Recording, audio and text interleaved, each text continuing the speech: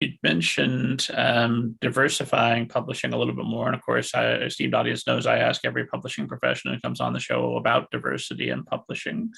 In your case, I think usually I ask, what are you doing? What is Craig Literary doing to increase diversity in market? But I think a quick scan of your client list will give us some idea of what you're doing to actively work to diversify publishing.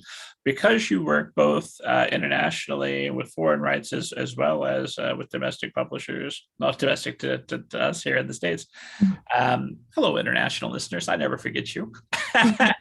But what are you seeing a similar push abroad with internationally with European publishers, Spanish publishers, all the different types of foreign rights publishing that you work with, as well as US publishing? Is this something that we need diverse books? Is that primarily a US focused initiative, or are you seeing that spreading out to worldwide? I think it's a mixed picture. And I think it, I mean, in a lot of ways, because this, I don't know, these initiatives or this kind of awareness that publishing needs to become much, much more diverse, not only in terms of the authors and the books that are published, but also the people who are the gatekeepers who work in publishing, and that's been going on for, I mean, I think, I don't know, at least probably going back to around 2010 or like 2000. It was definitely around the time that I kind of left London and moved to Barcelona that there was a sense that people were becoming increasingly aware and like active around that. But now it's been, I mean, almost a decade, and we're still, I don't know, kind of seeing over and over again. I mean, you can see, yeah, great things that have come about and great changes. And in general, I would say it feels like the most exciting and inspiring time in publishing, like in my whole career, because these initiatives and just support for diverse writers was not happening at all. And when I first was starting, like in the 90s and early 2000s, but there's clearly still a really long way to go, or there's like, you keep finding different examples of things that actually haven't changed that much at all. Or I do, and I think that it's clearly mostly in the US and the UK. I think to some extent in France as well, at least in the writers that are getting published in literature. But yeah, it's kind of, I think it's really in the US and the UK that are continuing to push forward with this. And but I also saw it a lot, I mean, when I was just in Colombia, which was really inspiring, because I don't see it so much in Spain, for instance. And so it was, it's great to see, because maybe that is the answer, like for or part of the answer for, like, I don't know, country publishers in like South America, in Africa, to be doing, like, to be growing, to be kind of creating communities around books and in their own countries, because it's also I don't know, it's about like the global north versus the global south, and like all the centers of publishing power are in the north. And so I think if there are these sort of new channels or like hubs of publishing growing in Africa, in South America, in Asia, then that's going to help as well. But yeah, I don't know. I have mixed views about the extent to which the industry is really promoting diversity.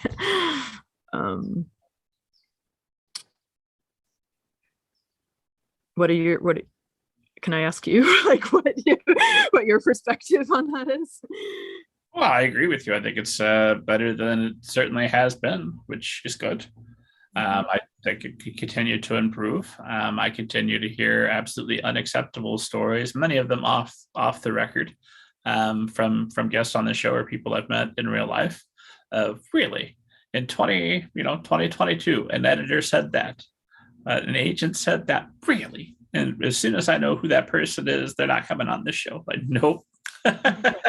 best of luck elsewhere. So it's yeah, no, I agree. I think we're improving, but there's the road leads ever onward, and there's more work to be done.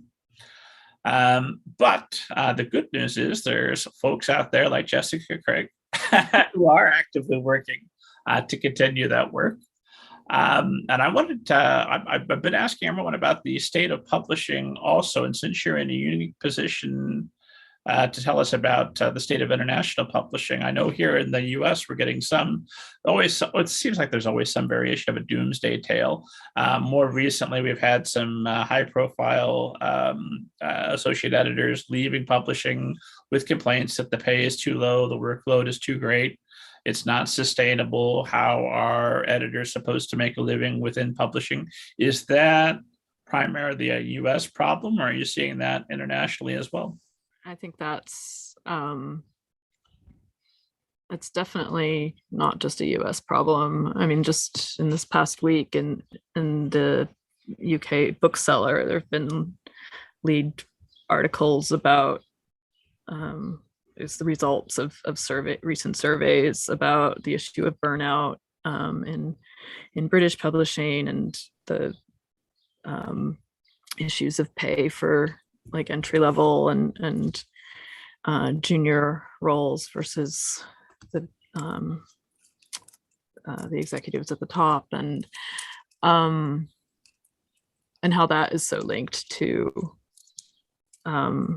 there being diversity in publishing. Is if like people from anything other than privileged backgrounds are not able to earn a living like with an entry level publishing salary, or the cost of living in a place like London or New York, then yeah, that's something that really needs to be solved by the big publishing companies, especially, and big agencies as well. And I think it is a problem. I think it's also an issue probably anywhere, but less so in in countries where the cost of living, or in places where the cost of living isn't as high,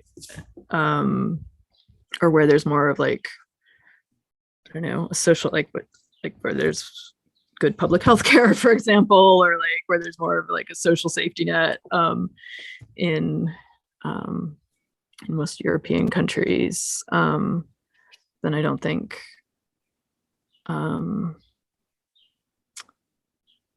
it's as stark an issue as it is in the US or UK. Yeah, but it's I don't know. I feel very like, I don't know, positive and hopeful about a lot of things to do with publishing and books, but there are a lot of I don't know, just I think warning signs about the future that I don't think we can ignore. So if we could just fix our here in the US and in the UK, if we could make sure we get healthcare universally available, and maybe stabilize our disparity in wealth a little bit, that would take a lot of the pressure off publishing. So some of this may be less a problem with publishing so much as it's just a problem with these capitalist exploitative systems. Am I hearing that right? Yeah, I think that's pretty much it.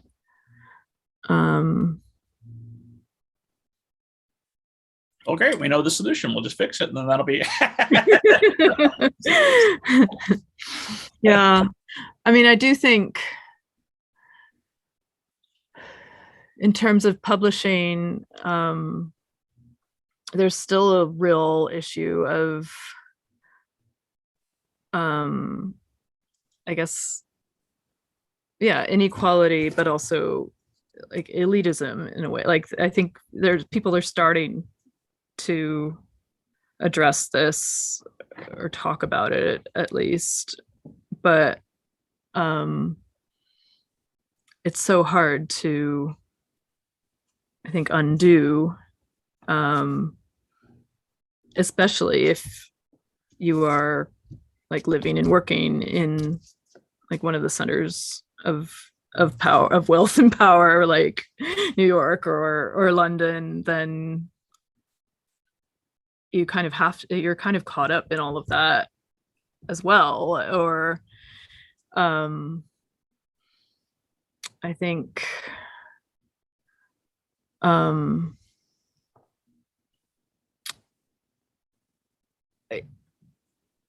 for too long there's been I mean, just such, I guess, a preference given to like writers who have, I don't know, come from like certain schools or like certain I mean, I guess that is where it's mostly like channeled. Like if you've gone I mean, I don't know, I've gone to great schools at like those schools, so I know that world or that like way of thinking very well, but I don't know, I guess I currently am more aware of the